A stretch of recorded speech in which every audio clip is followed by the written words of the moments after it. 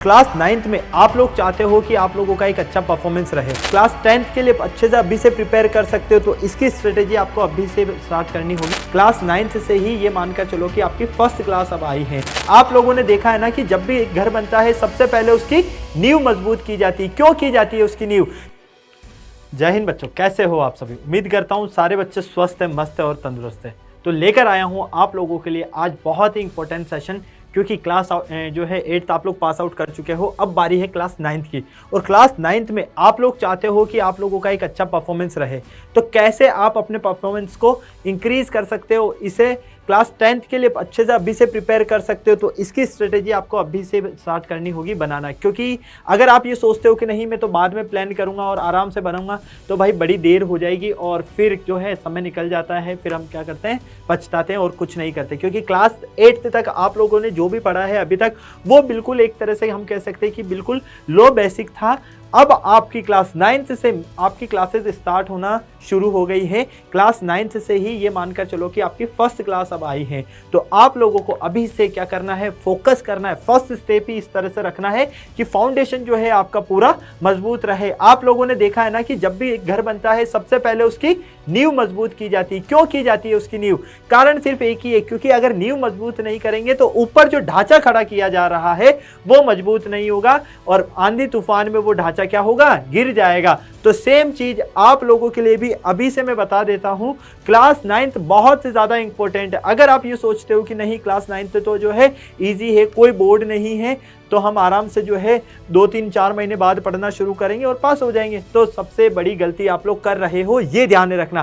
Class 9th अगर आपने strong कर लिया तो क्लास 10th में आपको किसी तरह का कोई प्रॉब्लम नहीं आने वाला है। इसी के लिए मैं आप लोगों को बहुत ही इंपॉर्टेंट आज पॉइंट्स बताने वाला हूं और आप लोगों को उन पॉइंट्स पर फोकस करना है और उसी के बिहाफ पर आप अभी से क्लास 9th के साथ में क्लास 10th भी जो है प्रिपेयर करना शुरू कर सकते हैं। क्योंकि काफी सारा जो हम कह सकते हैं इसका सिलेबस है वो सिमिलर है। तो सबसे पहले आप लोगों को यहाँ पर कुछ पॉइंट्स नजर आ रहे होंगे 1 by 1, तो इन पॉइंट्स के बारे में हम बात कर लेते हैं। और जिन बच्चों ने ये पॉइंट्स फॉलो कर लिए, मैं गारंटी के साथ कह सकता हूँ क्लास 9th के साथ ही क्लास 10th में आप लोग अच्छा स्कोर करोगे। सबसे पहले आप लोगों को सिलेबस का नॉलेज होना चाहिए, क्योंकि क्लास 8th तक तो क्या है, टीचर्स ने आपको जैसे पढ़ाया वैसे आपने पढ़ लिया, ठीक है। लेकिन क्लास 9th से आपको थोड़ा सा सीरियस होने की जरूरत है। क्लास 9th का आपको पूरा सिलेबस आपके पास होना चाहिए कि हाँ ये टॉपिक्स है मेरे पास, ये चैप्टर्स है, इन चैप्टर्स में ये टॉपिक्स है और टॉपिक्स के सब टॉपिक्स ये हैं, ये चैप्टर हमारा इंपॉर्टेंट आता है, यहाँ से हमारे बड़े मार्क्स के क्वेश्चंस आते हैं, यहाँ से हमारे छोटे मार्क्स के क्वेश्चंस आते हैं। पूरा जो सिलेबस है वो आप लोगों के पास में होना चाहिए। और सिलेबस जब आप लोगों के पास में होता है ना, तो फिर आपको स्टेप बाय स्टेप पता चलता रहता है कि कितनी प्रिपरेशन आपकी हो चुकी है और कितनी आपकी बाकी है। क्योंकि कहते हैं ना कि युद्ध लड़ने जाते हैं तो हथियार जो है एकदम नए होने चाहिए और अच्छे होने चाहिए, है ना। जंग लगे हथियारों से कभी भी युद्ध नहीं जीता जा सकता है। तो सेम चीज यहाँ पर वही है कि सिलेबस का आपको नॉलेज पूरा होना चाहिए अगर आपको अच्छी परफॉर्मेंस करनी है। Next, focus focus focus. हमेशा कहा जाता है ना कि फोकस करो फोकस करो फोकस करो। तो क्लास 9th से ही आपको सीरियसनेस के साथ में पढ़ाई शुरू कर देनी चाहिए, क्योंकि क्लास 10th आप लोगों का बोर्ड एग्जाम है। और अक्सर बच्चे यही गलती करते हैं, क्लास 9th को जो है सीरियस मोड में ना लेते हैं और क्लास 10th में फिर कहते हैं कि हमारा तो बेस जो है वो स्ट्रॉन्ग है ही नहीं। तो आप लोगों को ये गलती बिल्कुल भी नहीं करनी है। अगर आप लोग अभी से फोकस करोगे तो क्लास 9th आप लोगों का स्ट्रॉन्ग हो जाएगा, देन आप लोग क्लास 10th में अच्छा परफॉर्म कर पाओगे। Next, notebooks.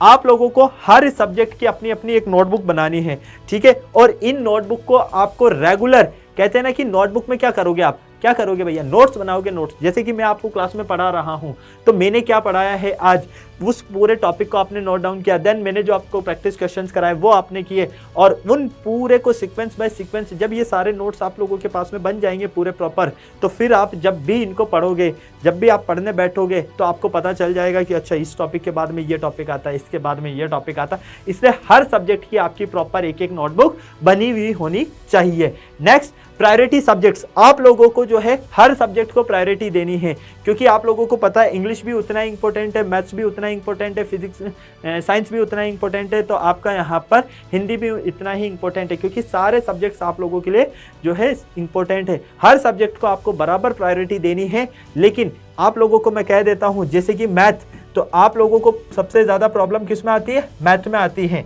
तो मैथ को आपको ज़्यादा से ज़्यादा प्रैक्टिस करना है, ज़्यादा प्रायोरिटी आपको मैथ को देना है, क्योंकि मैथ अगर एक बार इजी लगने लग जाती है तो बाकी सब्जेक्ट्स में हमें अपने आप ही इंटरेस्ट आने लगता है, कॉन्फिडेंस हमारा बिल्ड हो जाता है। इसीलिए कहा गया है कि प्रायोरिटी सब्जेक्ट्स, हर सब्जेक्ट्स को आपको क्या करना है? प्रायोरिटी देना है। इस बात को आप लोगों को ध्यान में रखना है। और लास्ट पॉइंट आता है आपका वर्कआउट। हमेशा अपने आप को रिफ्रेश रखने के लिए क्या करना चाहिए? आपको वर्कआउट करना चाहिए। चाहे आप साइकिलिंग करो, चाहे आप रनिंग करो, चाहे सिटअप करो, पुशअप करो, या थोड़ा बहुत जिम वर्कआउट कर लो, ठीक है, कुछ भी कर सकते हो। जो भी एक्सरसाइज आप डेली रूटीन में करना चाहें वो कर सकते हो। अगर आप चाहते हैं योगा करना तो योगा भी कर सकते हैं। अगर आप कहते हैं ना कि माइंड से पूरे स्ट्रॉन्ग रहोगे तो आप हर एक चीज़ में अपना 100% एफर्ट मार पाओगे। तो सेम चीज़ है यहाँ पर, हर बच्चे को डेली लाइफ में अपने वर्कआउट को जो है इंक्लूड करना चाहिए। अगर आपने इन पॉइंट्स पर वर्क कर लिया तो क्लास 9th आप लोगों की जो है एकदम बेस्ट होने वाली है, और क्लास 10th का जो बोर्ड एग्जाम रहेगा उसमें आप लोग टॉप जरूर करोगे। इसीलिए ये ध्यान रखना, क्लास 9th को आप लोगों को सीरियस मोड में लेना है और अच्छे से इसमें पढ़ाई करनी है आप लोगों को। ठीक है बेटा, तो आई होप ये सारे जो पॉइंट्स हैं ये आप लोगों को अच्छे से समझ में आ गए होंगे, और मैं उम्मीद करता हूँ आप लोग इन पॉइंट्स पर ज़रूर वर्क करोगे। तो फिर मिलते हैं हम आने वाले सेशंस में, और प्यारे प्यारे सेशंस में किस तरह के आप सेशंस चाहते हैं कमेंट बॉक्स में मुझे ज़रूर बताइएगा। तो फिर मिलते हैं हम नेक्स्ट क्लास में। तब तक सारे बच्चे स्वस्थ रहें, मस्त रहें, तंदुरुस्त रहें, शानदार ज़बरदस्त जिंदाबाद के साथ में। जय हिंद, बाय बाय।